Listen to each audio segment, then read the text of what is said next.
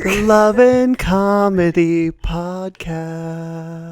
Love and Comedy Podcast. Welcome to episode 19 of the Love and Comedy Podcast with your hosts, Drew Shafer and Aurora Singh.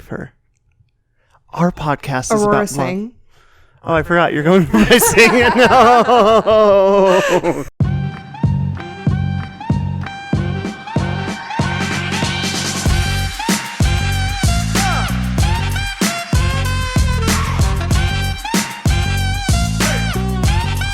Let's try a new theme song. Let's do it.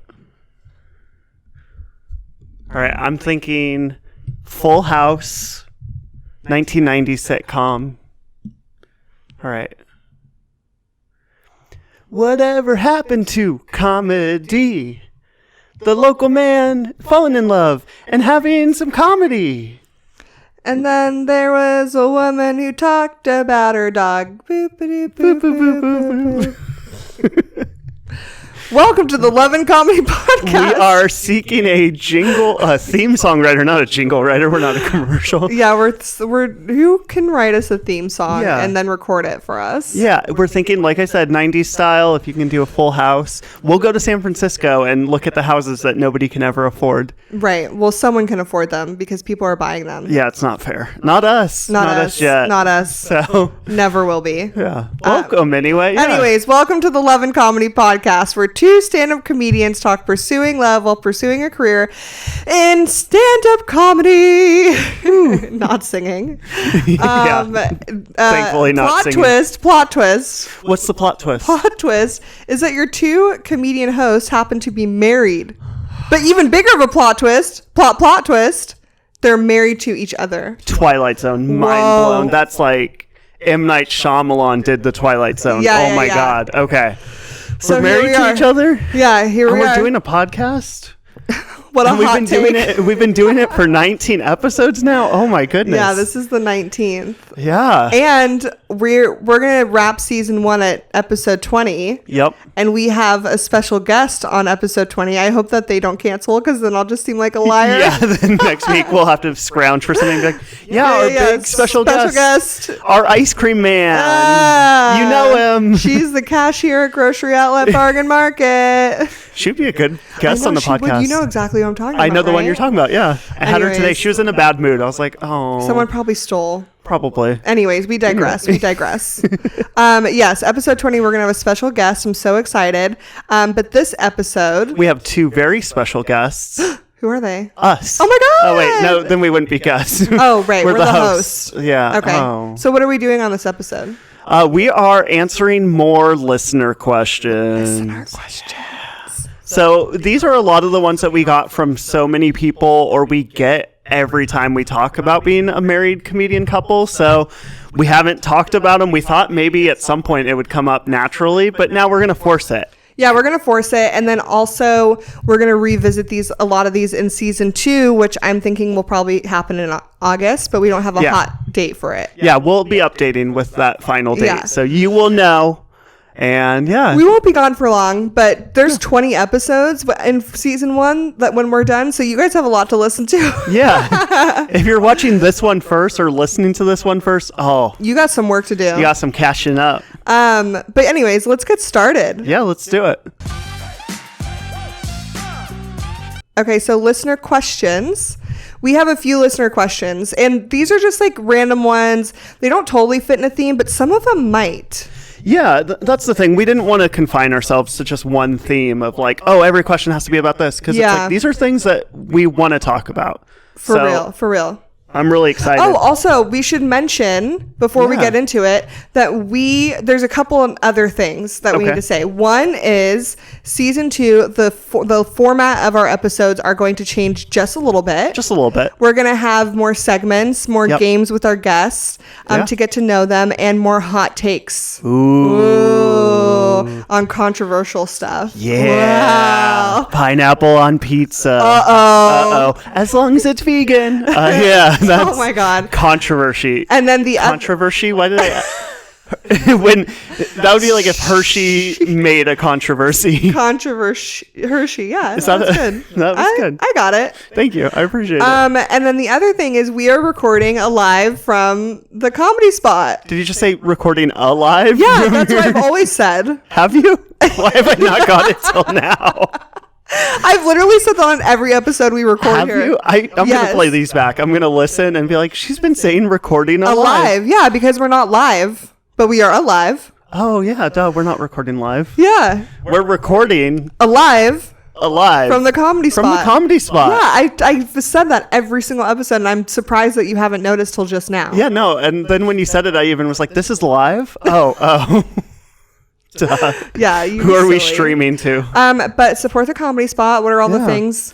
It's a nonprofit comedy club. They do improv, stand-up, sketch comedy. They do classes in stand-up, sketch, improv, film writing, screenwriting, short films, everything. Yeah. They do. Yeah, they get so much cool stuff here. So support them. Come support by Midtown Sacramento, coolest little area, bars and restaurants everywhere. So much fun. And thank you so much, Comedy Spot, for letting us use your space. Really appreciate it. Otherwise, we have guests come to our house, and then we have to pick up dog poop and pee and. Not that our dog poops and pees all over the place, but you made it sound bad. I know. Yeah. I mean, we have a clean home. Anyways, thanks, Comedy Spot. For me, it's more like now these comedians know where we live. If we ever bump them at a show or steal one of their jokes accidentally. I don't like having the anxiety of having someone come over and be like, can you take your shoes off? Because we're those people. We're those people, yeah. And put the toilet seat all the way down to flush. Yeah, so you're not putting poop and pee particles in the air. Exactly. People don't know that. No, they don't. So anyways, thanks, Comedy Spot. Thank you. We don't have to take our shoes off here. Thank you so much. Yeah, we should. No, I'm kidding. Okay, let's get started for real. Let's get started for real. Okay, we're being silly. We're being silly. So our first question. Like I said, a lot of these are just frequently asked questions. You may have sent this question to us, so if you hear it, you said it, and other people did as well. But the first one is, when doing material about your partner, how does that work? You're asking me first? Yeah, so for you. I mean, you're not asking the other people in the room? No, everybody else. How does it work? Yeah. We make peanut butter jar over there. How does the jelly, when you want to write jokes about your partner? Peanut butter and jelly in here? No. I got you all excited. I was like, oh my God, what? Can we make a sandwich? I got her. Okay. Yeah, so how does it work? So for starters, is there anything off limits when you're talking about me, or do you run it past me first? Like, I feel like I should be asking you that question. I'll say for me, because I'm like, is there anything off limits? That would be a question I have for you. Okay. So I think that's how I handle it. I also so there's like this style of stand-up where people go on stage and complain about their partners. Yeah. And I don't think I have that. Yeah. Do you? I haven't heard you say anything negative about me on stage. I've had maybe some silly little things, obviously not in front of you. What does she think I am? Not in front of me. I would laugh so hard. No, I think I did do one of them in front of you early on in the relationship where I was like explaining that you don't say please and thank you. Yeah, but again, that's like rightfully annoying. Okay. You know? And like, I mean, she said it, folks. I mean, I say please and thank you now. You've trained me. Yeah. But I also feel like, okay. Thank you. Okay. Thank you for saying please and thank you. Okay. So I feel like making jokes about my husband on stage. This is something that I don't know if I was with someone who wasn't a comedian, I would be more sensitive to it. I agree. And I think that I would probably sit down and be like, hey, I want to make this joke. Are you okay with it? But because the jokes I say about you aren't negative in the sense of like punching down, like I'm not putting you down. The only thing that I say is you're shorter than me, and I do make fun of your height, and I guess that is putting you down. Okay. Also, you don't say shorter than me. You say he's a short. Yeah. So people assume I'm 5'3". They just assume I am a small, tiny man. I'm average. I know you are. When people see me, they're like, "Oh yeah, you're not that short." But to me, you are, right? Yeah. And so it's like, but because you are a comedian, and I'm not saying anything like against your character or anything like that. No. I've never felt the need to like run it by you. Yeah. But if I was with if I was with like an accountant, I would be like, is this okay if I joke about your height? Yeah. But because it's you, I don't feel the need to check. And why do you think that is? Like, I think it's because you understand that it's a joke. Like, you understand joke writing, and then you understand that in comedy, you write what you know, and you write based on life experience, and like, you are a big part of my life, and so I'm gonna write about being with the short man, and a lot of people don't expect it, and I think it gives new perspective on like dating and being a taller, bigger woman, and being like, he's confident and good with it, so am I, and we're all happy and fine, and he's a great guy. And I even say that on stage. I go, oh my gosh, I love my short white so much. Yeah. So it's like, I'm being positive about it, and I think people are like, wow, that's cool. Like, she's just like looking at him like a person, a good person. Yeah. And so I don't feel that need to be like, is this okay if I joke about your height? Because it's positive. But if I was with someone who was a normal guy, I don't know why. I feel like I would have to be more sensitive and be like, hey, is it okay if I use you in my material? Because maybe they don't understand that it's not coming from a malicious place. It's coming from just life experience. Yeah. I think to me, it's like, it's for the greater good of society. Like, your joke is funny. It makes a lot of people happy. Therefore, it barely does anything to me. I don't think anything of it. Like, so there's no negative and a lot of positive. And I know that you know that. Yeah. And again, I don't write, I'm not the kind of comic, and I've never really been a fan of comedy that talks about their partner in a negative way. Like, oh my God, my husband does this and it's so annoying and I hate it. It's then like, then leave. Yeah, then don't. Leave.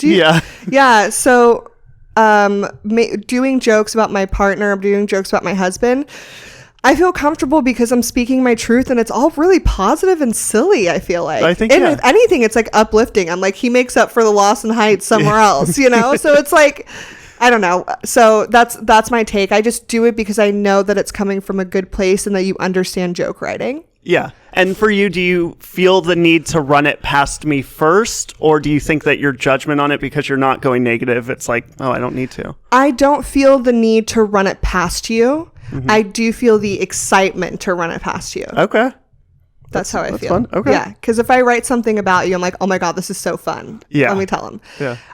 So how do you feel about writing material about me? I mean, I agree with you that, it was like the 90s was a lot of my wife does this, and even earlier, just a lot of misogyny. That's what it was. It was just a lot of dudes complaining about their wives. But I agree. It's like, just leave. If you feel that miserable or they're that terrible of a person and you're ignoring their positives, leave.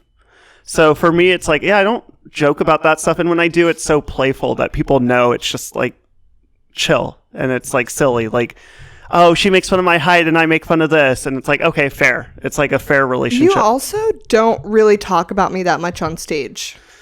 Yeah, I mean, it's like... Am I just, like, not interesting to you? What the hell? Are you just don't want to talk? You don't want to tell people you're married? Wow. You're hoping the ladies will just, like, come up to you after a show and be like, hey, Drew. Yeah. Yeah. She called me out. I was like, is she gonna circle the drain, or you dove right in. So I even, like, when I accidentally tap the mic with my wedding ring, I'll hide that hand the rest of the set. Oh wow. Yeah, you chose violence today. No, it's like the things that I do talk about are pretty silly, or things we did together, like stories about us. So it's there's not really anything that I've felt like I couldn't say in front of you, so I don't feel the need to run it past you first. Yeah. Like, I have teased on like the joke about her cake topper that said worth the climb, insinuating that you're worth the climb because I'm short and have to step on things to kiss you. I'm like, it's not like we got one that said worth the, and then I would do like silly complaints about you, like worth the contact lens cases that sit on the counter. Like, I didn't get that on our cake topper. How is that fair? Like, it's silly. I've heard you say that joke, and it's so cute because then you go, it said worth the climb, and then you do the joke, and you go, but she really is worth it. Yeah, you're worth the climb. You are. I don't give a shit. It's all positive. It's all positive, and it's silly and fun, and people enjoy it. And I also think, like, there are a lot of audiences now that when they hear complaints about partners are like, why are you doing this here and we're not on board? Like, some older comedy fans maybe got used to it and think that's what it is, but I'm like, no, I think modern is becoming more like, we're all people. It makes that, it almost feels like the audience is now looking at that comic and being like, this makes you look bad. Yeah. I think it does too. Don't talk about your partner like that. No. I do have some. There's the one. So I think what it is everything that you say to me has the potential to become a joke. I mean, ditto. Yeah. So it's like there's one where it's like you said something, you're like, I don't remember saying that. I'm like, I do, because as soon as you said it, I wrote it down. I was like, this is going in the set. I have things like that too. Yeah. And so it's like, I never said that. It's like, I wrote the joke. I can date it. We can do a pocketed punchline the day you said it. Yeah. No, I definitely have the same thing. But again, it's not, for me, it's not negative. No. So yeah. I think we both agree. Like, just don't.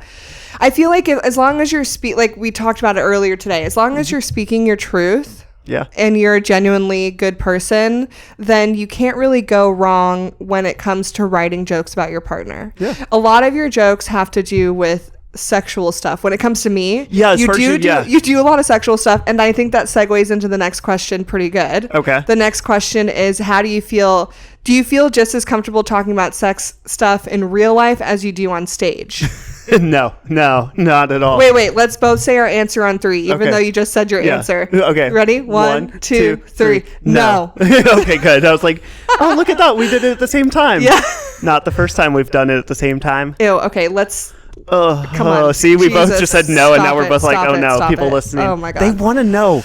The people want to know. What? How many times? No. They asked about our sex life. They want to know. Okay, yeah. So people are curious. But the answer is no. We don't like talking about it. No, yeah, I don't. It's that religious upbringing guilt, and it's just trauma. Yeah, like it's just like I grew up so religious. If you haven't seen my comedy, same. I was. Do you remember when they were like the 10 Commandments, and one of them is like, "Thou shalt not covet thy neighbor"? Did your church teach that even having a thought about somebody was the same as doing it? Yeah. Like, if you even think about your neighbor, you're coveting them, and that's one of the 10 Commandments. I remember, I already feel uncomfortable talking about this, but I remember being in elementary school, and because I went to Catholic school, and they were teaching us about, our changing bodies. Ooh. And they separated us, and they talked about masturbation. Oh my God. You just ASMR'd that I know. I feel so weird talking about it. Yeah. So I remember they said they were teaching us ways to divert our thoughts. Yes. So they were like, if you feel this urge, it's bad, it's wrong, it's shameful, and this is what you can do to not think those thoughts. Go outside, go play, go do this, go do that. And they're like, don't think these thoughts. And so I grew up thinking that if I ever thought about pleasure in that way, oh God, it's uncomfortable. Word, you could never work at Chick-fil-A. Every time you'd be like, my pleasure. You'd be like, is something wrong with the chicken? You're like, no, something's wrong with my chicken. I need therapy.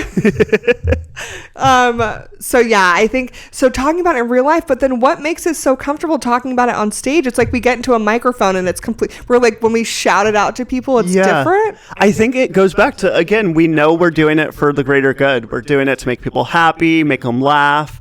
And people also probably have these thoughts. And it's so weird because on stage we're both so sex positive. Yeah. We are. Mostly, yeah. Remember the show we did here I did here at the Comedy Spot, Buddy Love's show? Dr. Buddy Love. Yeah. And it was like sex positive show, so every type of person. After the show, this woman, I assume, approached and she said, "Oh, I think you're asexual." Oh, right. And I was like, "Oh, so I'm sex negative. I'm sex zero." Yeah, what I'm talking about is when you're on stage, when we're both on stage, like we openly talk about sex. We're open to like everybody's decision on what they're attracted to sexually and who they are, who they decide to be. Like we're so like like we're just open like to talking about it. Open to talking about it. Like I've talked about polygamy on stage. I've talked about masturbation on stage. Like I've talked about all these. You've talked about blowjobs and all this stuff. But then when we talk about it, like every time I go into a sex store, I start to sweat. Oh my God! Like get hot. Even passing it on the way here, I was like, oh God. Yeah, I don't know what it is. I mean, I do. I know what it is. It's the trauma. But I guess on the microphone, when we get on stage, it's just maybe just feels powerful. Like I feel like I'm being a voice for people who feel like me. Yeah. Yeah. And I've had that recently where like my experience, people are like, oh my God, I feel that way too. And I'm like, oh, okay. So we just don't talk about it. Like society makes it seem like everybody's doing it. Everybody just thinks about it 24/7. But if you're like, oh, I'm kind of uncomfortable about it sometimes, people are like, me too. Yeah. Okay. Well, I guess maybe we should go to sex therapy though and make it so that we can talk about it off stage. Yeah, that's a thing. It's a thing. Okay. Somebody recommend somebody for us. Because I'm like, okay, now we need someone to write us a theme song. Yeah, we need a lot of help. Also recommend us to a sex therapist. Yeah. If you know somebody who is a sex therapist with a keyboard, we can come up with something. Yeah. Please. Yeah, do a 2-for-1 special.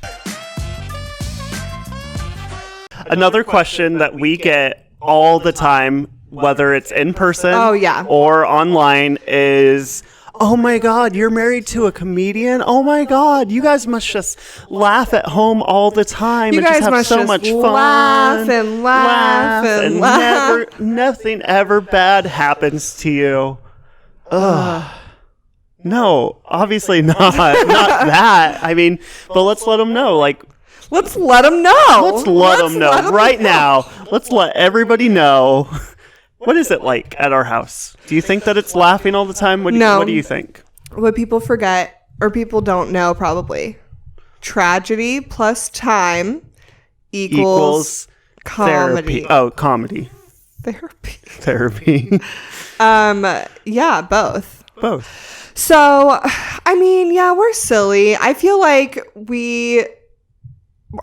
when we're home, we're just normal. We're like normal, boring people. Yeah, we watch Netflix together. We chill. We eat. Like, we don't talk much. I feel this is like the most talking we do. I think so too, but I think that's like kind of normal when you literally spend 24/7 with somebody. Yeah. So this year will be 9 years together in October, and when you spend that long with someone, not that you like lose things to talk about, but you just get more comfortable. You're not like, oh my gosh, we have to fill the silence. Yeah. Mm-hmm. And we're not like the kind of couple, like, you know how there's those couples on TikTok that like play pranks on each other and they're like so silly. Yeah. And like, we don't really do that because I feel like we're performing. So when we get home, we kind of just like decompress and do our own thing. Yeah. And it's kind of like, I think a lot of couples have different hobbies and different things they go out and do. So it's like, oh, honey, I'm going to go play trivia with the boys. You can go, to your book club or whatever. Like they have like separate hobbies.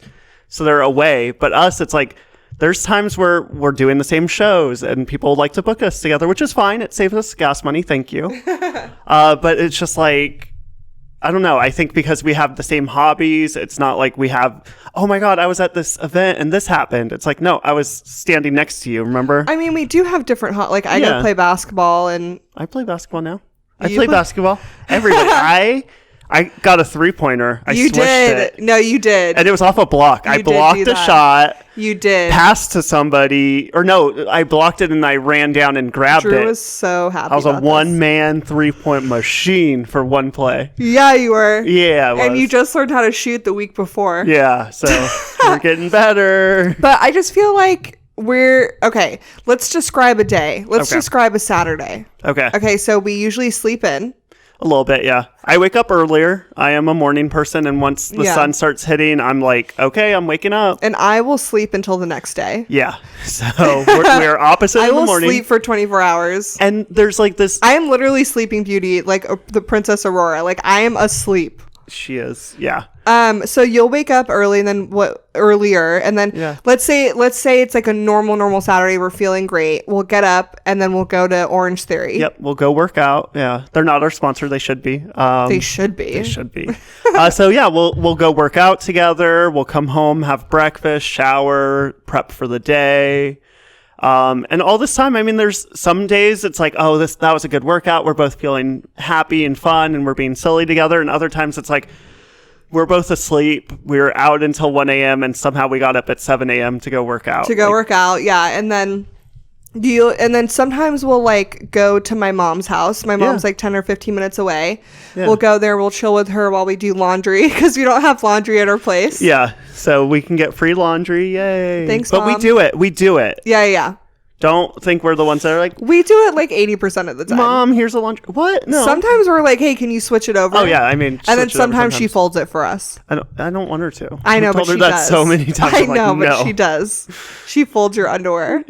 That's why I got weird. Remember earlier when I said I couldn't talk about sex? I can't even look at underwear. Yeah. Ugh. Okay, so then we'll do that, and then we'll come home and do what? What do we do? Watch TV, eat. A lot of eating, honestly. We eat a lot. I didn't get this way by accident. No, we were so skinny together when we met. Oh, yeah. I remember taking a picture in your first apartment that like I met you at. And I was like, look, yeah, this is going to be like the before and after. I didn't realize I was going the opposite direction. Yeah. I was like, I'm going to get buff. And this is going to be when I was skinny and had nothing on me. And I just got fat. Yeah. That's another thing that we do together is we do like... Get fat together? Yes. Yes. No, but another thing we do together is talk about like our goals and stuff. Yeah. And then we never follow through, but we do... I mean, sometimes just saying them out loud makes you feel like you accomplished them. I agree. Yeah. There's actually science that says that that's true. I mean, I agree. I feel it. Yeah, because then you start to make like little mindful decisions to like work towards that goal. Yeah, for sure. Okay, yeah. So I think... Yeah, there's some days where it's like we'll each be working on comedy side by side, or we'll be checking our planners and going, hey, what are you doing this day? I got a booking for this. Yeah, or we'll just veg out. Yeah. I think we're pretty normal in that way. Normal. I do think, and I was sort of mentioning it to you this morning when we were trying to pick the questions, that it's kind of funny being a comedy couple because there's some mornings where like maybe you didn't get enough sleep and you're like a little cranky, and I'm like, oh, I got enough sleep, I'm up, I'm squirrely. And like that difference between me being so silly and you being asleep is like a more extreme difference than a normal couple.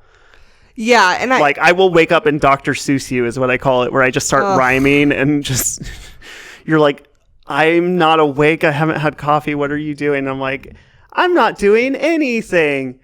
Look at this, I got some bling. And I'm just like rhyming everything that I can. Oh my God. It's one of my favorites. It's like one of my not favorites. Yeah, exactly. Because I only do it when you're... And he like does it, he like gets close to my face. Yeah, I'll be like, hey. And I'm like, oh my God, please get out of my face. But I think that jokingness and silliness is something that we do because we're a comedy couple. But I mean, normal couples... And there's times where you do it where I'm like, I had a long day and I'll come home and you'll just be like, all right, princess, spin in the living room, and you'll grab my hand and like try to ballroom dance with me. And I'm like, okay, no. See, that's funny. See, I was like, yeah, you do that to me too, and I'm cranky. I'm like, no, I had a long day at work. You're like, just do a spin. Come on. Yeah, I get my zoomies at night. Yeah. I'm a night zoomies. You are. And you're a morning zoomies for sure. Yep. But I feel like normal couples have that too. It's nothing like, we're not like sitting down writing jokes all day. I think that's what people think we do, and we just don't do that.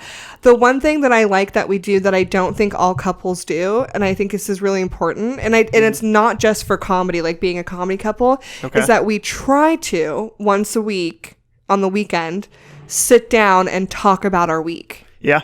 Like, I do feel like we do that. Yeah. Pretty consistently. And I don't think that we like mindfully, like, I think it's something that we just do. So, and I think that's why it's not consistent, because we don't make a point of it. Yeah. But it naturally happens more often than not, where we are like, okay, it's Sunday night. Let's just sit down and look at our calendars. Okay, what do you got going on? Okay, we have therapy. Okay, you're here this weekend. I'm here next weekend. Like, how are we getting to this, trip in a couple weeks? Like, then we kind of like do that. And I don't think all couples do that, but I think it really helps us like get on the same page. Yeah, and I like that with certain things, it's a good division of labor, because it's like, okay, we have to plan a trip to San Diego. So you look at this, I'll book the hotel, I'll book the flight. Like, we like plan it out and divide the labor, and it's kind of fun. Yeah. Yes, and. Yes, and. Oh, we're being inspired by the comedy spot.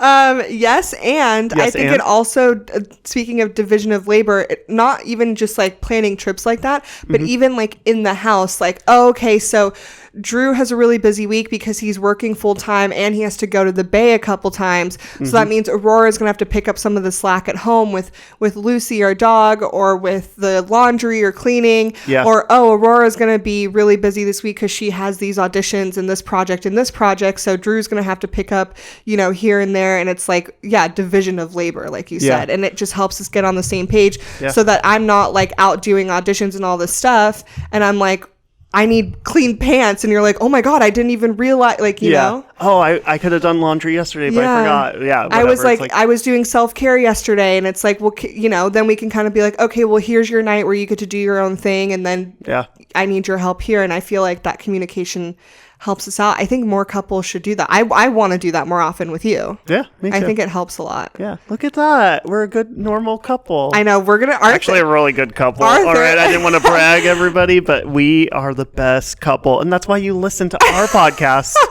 and not those shitty podcasts where like, we love. We're just like, we hate each other, but we hate in a fun way. Yeah, we do. We don't?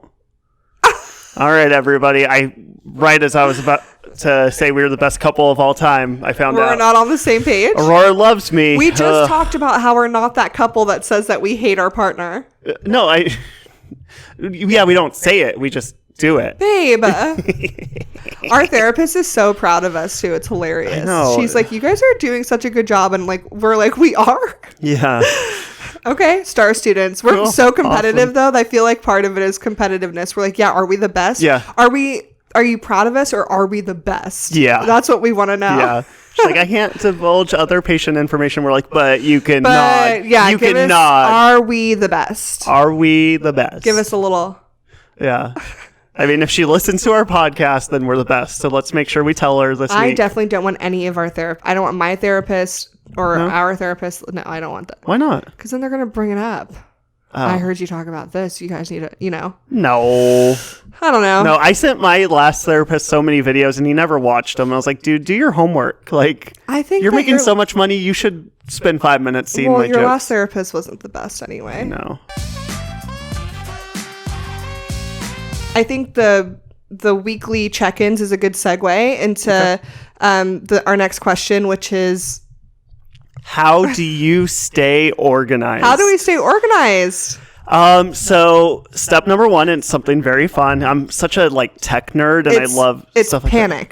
That. What? Just panic. Just panic. That's how I stay organized. I just panic. Controlled panic. Just every day is a nightmare. Just wake up and go, what do I have to do today? Oh no. No, for me, I think my favorite thing is we have a shared Google Calendar, which Aurora, her phone didn't get set up at first with it because Apple sucks. Oh my God, stop it. I never look at the calendar. You have to. I know. I literally, because I know it updates on your phone now. So Aurora will be like, hey, what are we doing this night? And I'll be like, this? It's in the calendar. She's like, oh, I booked something else. I'm like, no, but we were going to get drunk and look at the pandas. Oh, yeah. You booked a show on, the zoo does a happy hour where they serve alcohol. To the humans, not the animals. Yeah. That'd be kind of cool, though, honestly. Sacramento City Zoo. Are you listening? We should do this. You know for a fact they're not listening. Let a panda. Put some bamboo shooters. Oh my God, that would be for the pandas. Cool. Like it has to be safe for them. Obviously. Yeah, obviously. Maybe that's how they could get the pandas to repopulate. Because weren't they endangered for a minute? They were. Yeah, they do a lot of weird stuff. Weird shit. Yeah. Okay. Yeah, because they're like us. They're like, we don't want to talk about sex in real life. They have people are watching. They have religious trauma as well. Yeah, they also have religious trauma. Yeah. Okay. Yeah. Keep going. Sorry. We digress. Yeah. We don't stay organized. Even our discussion of organization is a mess. Is chaotic at best. Okay, so Google Calendar. Google Calendar. So that way I add my shows, I add your shows, I add the shows we're doing together, any major life things we need to do together. Yeah, that flights, events, dates. Yeah. So that way we can look and be like, oh, hey, when was that flight? Oh, here, it's in the calendar. So that's a big one. And then we each have a planner. And so, in my planner last night at the show when the headliner was on stage, because it was the fourth show I had seen him do, so I knew his jokes. I didn't need to watch again. I was, looking at festival deadlines. I was looking at when they're going to announce festivals. That way I know, okay, by this day, I'll know if this weekend is available to work. Right, in your physical planner. In my physical planner, because it's easier. School, because, digital is fine. But you can't do the shorthand you want. You can't set up things the way you want. I just like seeing it on paper. For me, it's more. Maybe that's the elder millennials and us. Like we just, you don't think so? I don't like seeing it on the paper. I'd rather be able to put it in a digital form. Well, you can then. What is it that? Well, it's more like I like to, the way I diagram things doesn't fit in a traditional calendar. Like I'll connect things and like write in other things, but it would get confusing. Be specific, because I'm not understanding what you're saying. So for example, somebody asked if I wanted to do a show, but it's the weekend that I'd be doing a festival if I got in. But I won't know about that festival until a certain date. So in the calendar, I can put notes, but the notes don't pop up when I pull up my calendar. I'd have to dig in. Versus in my thing, I wrote, if on this day you find out you're not selected, reach out to this person, confirm you can do this show on this day. Okay, I see. Because I do the same thing in my physical planner. I write it in pencil. Yeah. So if it's like pencil versus pen. Yeah. Like if it's like that. If it's like for example, a festival, it's like a TBD date. Yeah. I write it in pencil, and then I write like in another date, like should know by this date in pencil. And I put like tentative in the calendar, but it's like, it's all just, yeah. Yeah, no, that I prefer like on this day, look at this and see this. But then that's when you color code it in the phone. But that's what I'm saying is like you could technically, like if you want it to all be digital, you could be like, okay, purple's all tentative, dates, and then read into it. But I personally just like to see it on paper. Yeah. Because I like to highlight things and like cross things out. I was going to say the crossing out is fun. It's so satisfying. Do you ever write the thing that you just finished so you can cross it off and feel good about it? Absolutely. I did so many of those last night. I was like, it feels so good. Look at planner for August, and then I had already done that, and I crossed it off. I was like, I accomplished it. Yeah, I do the same thing. I do that at work too. I have a planner, a physical planner at work, and that I don't even use digital for that. It's so all for physical. comedy, so obviously that you stay organized in the Google Calendar that way. But like, are you sending out things to bookers and stuff? So how do you stay organized and keep track of that stuff? I don't track that well enough yet. That's the issue. Like there's only a handful that I reach out to. So it's like, I'm just, because of my job, it's hard to just be like, hey, can I come perform at your club for 4 days? And I would actually be making more money at my office job than driving, spending all the travel money, like almost just barely breaking even. Like, yeah. So for me, it's like, I think there's a part of me that's looking at it financially, like, yeah, it would be cool to drive to Texas or Florida and do a gig. But I'm like, it's not financially feasible. So I'm not making the efforts to reach out to those people who have told me, reach out. I would love to have you here. I'm like, I just can't right now. So yeah, that... Until I can string multiple shows. Yeah, so we would have to like sit down. This is like where the organizing comes in. We have to sit down. We'd have to plan that out and look at surrounding maybe smaller towns and hit up like restaurants and coffee shops and be like, hey, we can bring a comedy show there. Yeah. And then you'd have to plan the trip, and that takes a lot of organization, and we just haven't had the energy or time to put into that, which we should. We should. I stay organized. I never look at the Google Calendar. That's my first stop.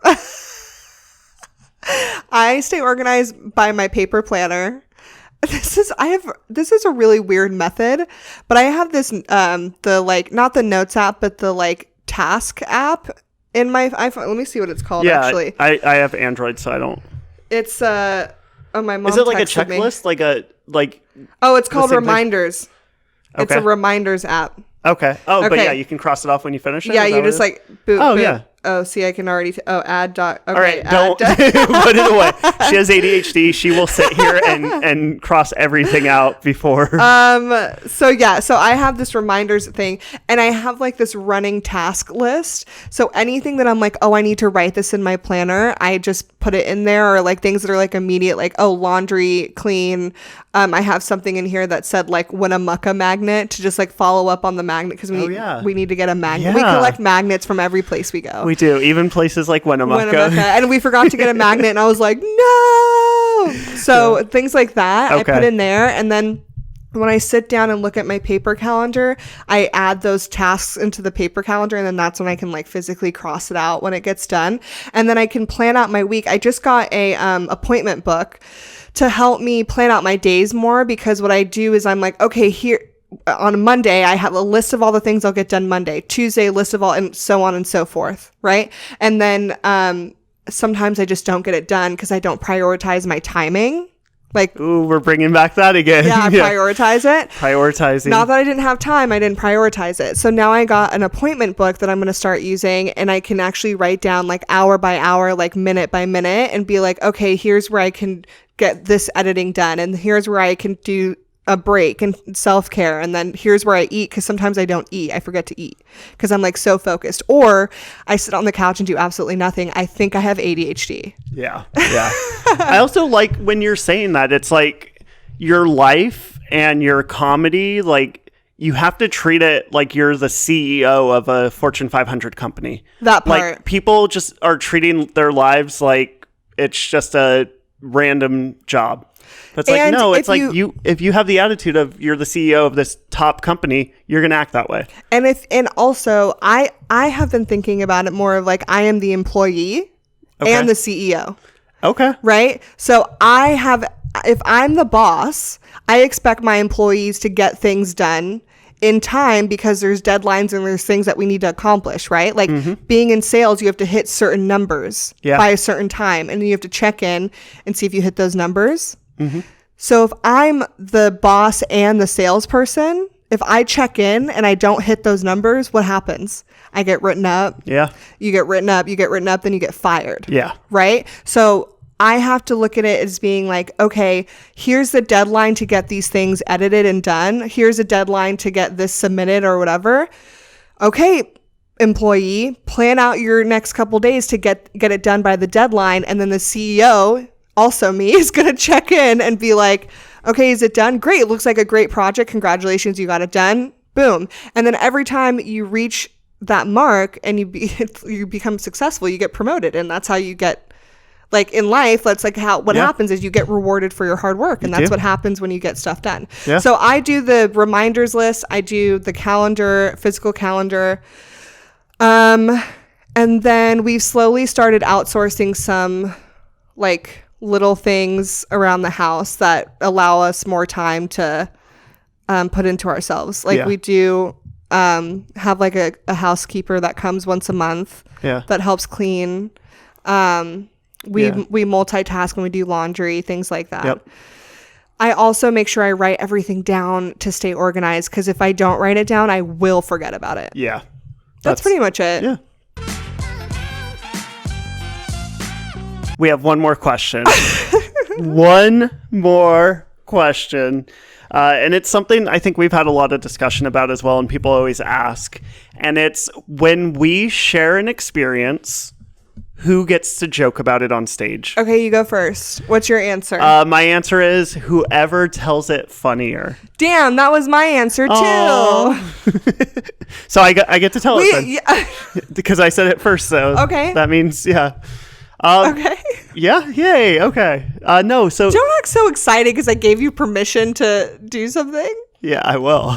Okay, no, for real. I agree though, because it's like, I feel like we both just go up and say it in different shows, and then whoever has a funnier take gets to keep it. Yeah, different perspectives on it, because the same thing can happen to both of us, and our senses of humor are different enough that and also, like you said, perspective is different. We have two different perspectives of the same experience. Yeah, so it's like, for example, like the story that we have told on stage together, which I think we should try to do more. That's a frequently demanded, not even a frequently asked question. That's a frequent demand, is do comedy together at the same time. Yeah, do you guys do comedy together at the same time? Oh my gosh, you should. And we tried, and it was good.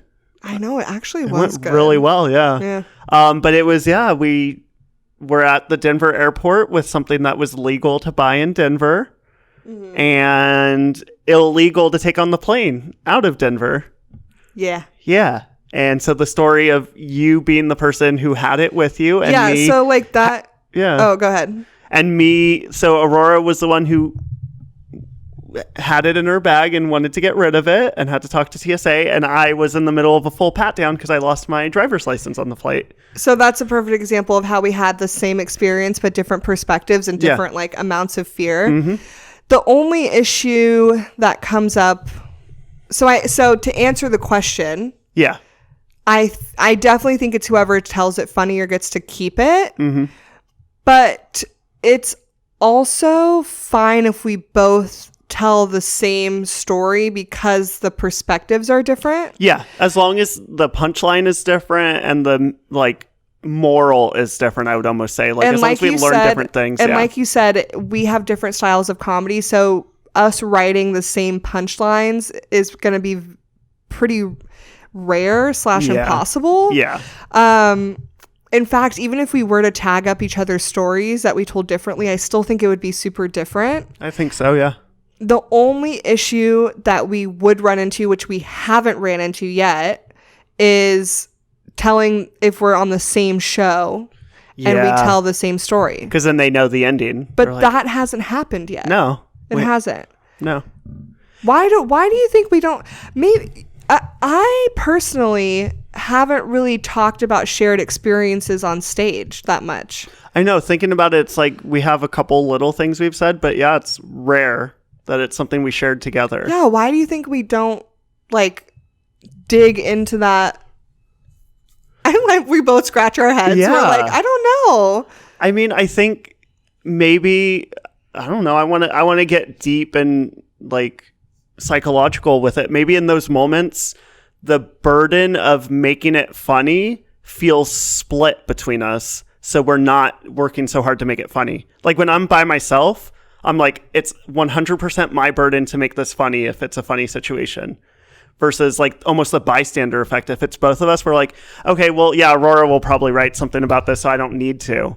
Like our brain, even if we're not trying to, because the bystander effect isn't people are dicks and will not help in an emergency. It's someone will do something. Someone will do something. So your brain's like, I don't have to do anything. Maybe. Yeah. Because the only time I've really talked about it on stage was when I did it with you. Yeah. So I think you might be spot on with that, like the bystander effect, but with both of us having a shared experience. Because I haven't really, the only thing that would ever give away that we're together is I talk about my short white. Yeah. Otherwise, you in your set just say my wife. Yeah, and sometimes say you're taller for the cake topper bit, but there's plenty of women taller than me. But people don't put us together unless they see us. Like a lot of people, not a lot of people, sometimes people see us walk in together before the show and then they hear our material and they're like, oh, wait, hold on. But otherwise, people don't put it together. And we don't talk about shared experiences. Even thinking about like newer jokes I'm writing about like stories from my life, it's like the moments where I was by myself. Like, oh, the time I had to drive to Phoenix alone. Me and too. This happened. Or the whole airlines thing for me. I also think it has something to do with, this might be a comedy couple thing. Okay. That when we have a shared experience, we're experiencing that as like a couple in real life. And I don't think we necessarily look at that as like an experience that we're like, oh, this has to be a bit. Like, you know how couples will just experience something and be like, God, that was crazy, you know? And we just like experience it. Mm-hmm. I don't know if I look at that. Yeah, I don't know. I don't want to like repeat myself, but like, do you see what I'm saying? Like, as a couple, we process it in the moment as a couple versus if you're by yourself, you're processing it alone in your head. And maybe the way you're processing it in your head is funny versus as a couple, we're just experiencing it and it's done. Yeah. Yeah. Maybe. It's just like maybe that's just like a thing where I've like separated my couple experience from my comedy experience. Yeah. And it has something to do with the bystander effect, but it also has something to do with like, this is like my life and it's not, I don't know. It's like separated. Yeah. I like compartmentalize the experience as like, this is like a life with Drew. And then this is like my comedy, like life that I can put into comedy. It's interesting. Yeah. So to answer the question, we don't know. Yeah. We don't know. This is a good question. Cause it's kind of stumped us. Like, yeah, we just don't talk about shared experiences. And now we can't figure out why we don't. Yeah. And I think part of it is like, we need to do the, oh my God, I'm kind of like freaking out right now. I feel like I should be the woman with all the formulas and she's like, or like the dogs at all the formulas and it like plays the music. We need to do that. Yeah, because I am at a loss. I have no idea. Because we don't. Even like, so one of the other ones I know we both wanted to joke about, but neither of us ended up doing it. We never did it. The elevator. That's the one you were thinking about. The elevator in Monterey. Yeah. That we were like, oh, there's a rooftop bar. Let's go. And we talked about it during the experience about joking about it on stage and writing bits about it. It was like, I'll do a better joke. I'll get to tell it. And never once talked about it on stage. No. I did it one time as like an aside on some bit. Like, I don't remember which one, but yeah. Literally, both of us were like, we experienced this. This is funny. Weird. This is ridiculous. We should talk about it. And neither of us does. I don't know. Yeah. I don't know. Sorry. We don't have an answer.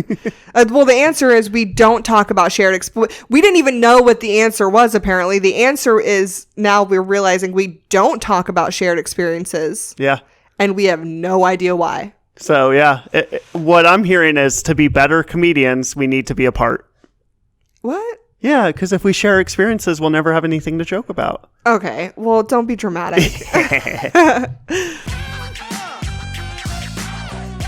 Pocketed punchlines, it's pocketed punchlines time. It's time for pocketed punchlines. It's pocketed punchlines. Okay, do you want to go first or second? I don't have one yet. Okay, I'll go first. Let's see. Explain pocketed punchlines while I look it up. While she finds a joke deep in her notes section on her phone, I will let you know that Pocketed Punchlines is our segment where we dive deep to find the jokes that didn't make it on stage, or maybe once or twice were told but have not made it into our set, because every comedian has that genius idea they have to write down before they forget it, and then they just never try it. Okay, I have one. Okay. This is from August 9th, 2019, so 4 years ago. Okay. At 7:14 p.m. I wrote, I was feeling sick and I was texting my friend that I had to rest my voice for the show, and oh, sorry. This is a good start. I was feeling sick and I was texting my friend, that I had to rest my voice for the show. And I can tell my friends really don't get what I do, because she was like, why don't you just say you can't go because you're sick? And it's like, what would this be if I called in sick? Like, I would look at the audience and be like, pause and be like, what would this be if I called in sick? You guys would have just all showed up here and been like, where's the comic? And they're like, oh, she called out sick today. We're short-staffed. What? Yeah. That's the thing. Yeah. Short-staffed is, the right way of putting it. You can't be short-staffed for a comic. Like, your lineup can't be short-staffed. No. Like, you can possibly find replacements, but it's like, that's such a bad thing to do to a producer last minute. Yeah. Like, if you're dying, you can cancel a gig. Day of, something comes up. During the COVID. Yeah. When we were coming out of the house, I had to call in the day of and be like, I'm sorry, I just tested positive for COVID. Understandable, whatever. But if I lost my voice the week before, I have to rest my voice because I have to be prepared to do the show. I can't just be like, oh, let me call in sick right now. Yeah. That's not how it works. No. Because what would this be? A short-staffed show? It doesn't make sense. No. So that was the bit, basically. That they think it's just a job, a normal job. Yeah, they're like, why don't you just call in sick? Who am I calling? Yeah, first off, I don't have a boss. I'm the boss. Yeah. There's no handbook or HR policy on this. Yeah, there's no HR policy. There's no boss. Like, I'm calling a producer, like, to be like, oh, I lost my voice. But we're 2 weeks out, Aurora. I know, but I'm calling in sick. I don't want to come in. Like, that's not how this works. Yeah. Also, they don't realize that, like, this isn't salary or hourly pay. It's like, if I don't go in, that's a lot of money that I lost for the week. Yeah. Yeah.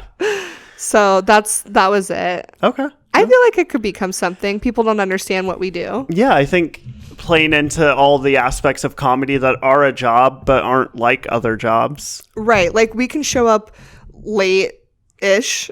Late-ish. We can show up drunk. No one's going to write us up, right? We can drink on the job. People smoke on the job. Like, this isn't like your 9 to 5 that you call in sick and go on vacation. Like, you make your own schedule. You're your own boss. Yeah. People don't get it sometimes. They don't, yeah. Just call in sick. What would this be? What would this be if I called in sick? It's like athletes. Like, Michael Jordan played with the flu. Like, he was dying, and he was like, but it's a game. It's tonight. We're like Michael Jordan. Yeah. Okay, what's yours? All right. So, I haven't told this on stage, but you know this story Is it a shared experience? No, but it's something I shared with you. I'm going to put it right there so I can remember. So, one time when Aurora was out of town, we were still living at her mom's house, and I was cooking. I know. I was cooking something in the oven, and I put it in the oven, walked back into the den that we were using as like our living room at her mom's house, and I started watching TV. And I didn't fully fall asleep, but I was like so zoned out that I basically was asleep. And suddenly I looked down because Netflix popped up with, "Are you still watching The Office?" And I was like, "Oh, what? I'm watching The Office right now?" And I was like, "Oh shit, the potatoes." And so I was like, "Oh my God," I looked at the timer. I was like, "I put them in way too long. The potatoes have been in there for like 45 minutes instead of 30. And my first thought was, "Oh my God, they're on fire." So I started screaming fire in a house by myself as I sprinted to the kitchen. I did a hurdle over the doggy gate because we had our German Shepherd Duchess at that point, so we had to block her off. Duchess. And I screamed fire as I hurdled and sprinted to the kitchen, and I got to the oven. He's like, fire, fire, fire, fire, fire, fire, fire, fire, fire. And I got to the oven and I looked at it, and instead of seeing, oh, is there smoke? Is there fire? I turned the light on inside the oven, when they have it, so I could see if there was a fire inside. I was like, I have to turn on the light to see if there's fire. That was probably smarter than just opening it up and releasing the fire in the kitchen there was a fire. Thank you, because I've seen Backdraft. I'm like, there could be a fire in there. Also, do you understand that if it was on fire in the oven, there would have already been light? Yeah, that's why I was so dumb. I wasn't thinking, fire would make light. I was like, maybe it's invisible fire. That's a thing. Oh my gosh. So I literally panicked and was screaming fire. And then I just... alone in the house. And I didn't even turn the oven off first. That could have been a first step. I just finally was like, oh, it looks okay. And I opened it, and it was just some overcooked potatoes. They didn't even burn really. They were just overdone. Was it potatoes or chicken? No, it was potatoes. Oh, okay. Yeah. And they were fine, but I'll never forget what's the ridiculousness of obviously the whole thing's ridiculous, but what would be the joke, I wonder? Yeah, I don't know a moral to it, but just the idea that screaming fire and somehow... this is why women belong in the kitchen. I didn't say it. That's what you wanted to say. Thank you for saying it for me. That was the point of it. Thank you for saying it for me. I'll let the audience make a decision on what moral they want from it. But no, just the idea of screaming fire is going to stop it somehow. In my head, there was nobody to warn. I wasn't warning anybody. Yeah. I was just thinking if I scream it out loud, it'll stop it. I think screaming it made you move faster. Maybe. I don't know. It was like, run, run, run, run, run, run, run. And also, yeah, in that moment, I ran towards the danger. I'm a hero. Wow, you're the hero. arsonist and the hero. I'm both. Yeah, wow. I ran towards the danger. When I thought that the house was going to burn down, I said, I'm going back in. Yes. Even though I was in the house. So. You did it. And it's just little jokes. There's no major joke. That's why I think I haven't brought it to stage, because there's not a big overarching punchline. You need to in this find a way to describe your actions and your thought process behind it, then at the end you have to be you have to explain what you thought afterwards and what came out of it. So now I always set a timer on my phone when I put anything in the oven, right? Even for 5 minutes, I'm like, set a timer, right? Yeah. And the other part of it is, how annoying it is when Netflix is like, are you still watching? It's like, am I still paying?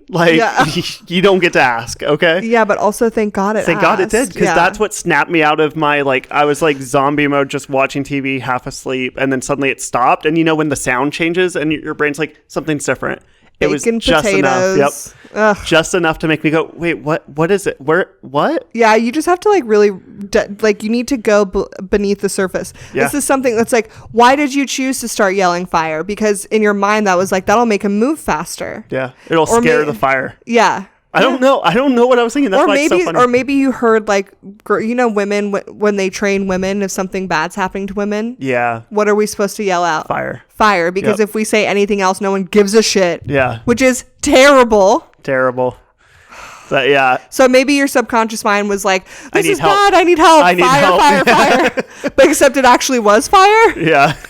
And it made you move faster. But why would you do it alone in the house? I don't know. Yeah. Would a neighbor hear me screaming fire and come help? Maybe. Maybe I thought that. Maybe. Okay. That was good. Yeah, I like it. Okay, well, that was our episode. That was listener questions. Listener questions part, I don't know. But thank you guys so much for sending in your questions. We love getting them. We still have so much more to cover, but we only have one more episode after this in season 1. Yeah. And then we'll be back with season 2 in August. Mm-hmm. So you have 20 episodes to listen to in season 1. Yeah. And again, next week, we're going to have a special guest. Very special guest. We can't announce it yet. I know, because I'm afraid we'll he's going to. Yeah. I know. I'm so afraid he's going to cancel. He's going to wise up, be like, yeah, they don't get enough listeners. I did explain that we are a very humble podcast. And I was like, it's very casual and very low key. So just don't expect anything crazy. Yeah. But it's going to be a lot of fun. So you definitely don't want to miss that episode. Make sure you follow us on the Love and Comedy Podcast. And we're available where you're listening, obviously, and everywhere that you want to stream us. So share us, like us, rate us, comment, interact. Mostly share and thumbs up this episode. Please, please, please. Yes. We appreciate you for listening. I've been one of your hosts, Aurora Singh. Follow me at Aurora Singh Comedy and check out my live comedy shows at aurorasinghcomedy.com. And I'm your other host, Drew Shafer. You can find me at Drew Shafer Comedy on Instagram, TikTok. And yeah, that's pretty much it for me. So we release episodes every Thursday, new episode. So set the little bell to remind you. Yeah, set a reminder. That's subscribe a good on YouTube. I think the YouTube, you get to see some of my cheeky little looks into the camera. So if you're listening, you can see me. Do those looks and hit that bell. You can hit the what's it called? Notify button. Yeah. Notify button on Instagram and I think TikTok. So every time we post something new, you get a little notification, and it just helps us out a lot.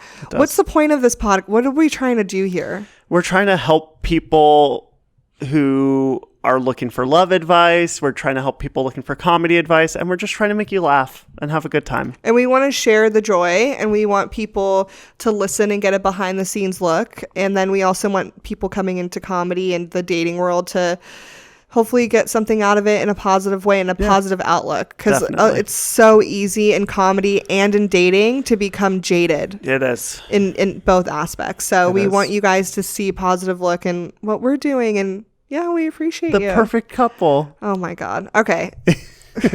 All right. Bye. Love you. Comedy you.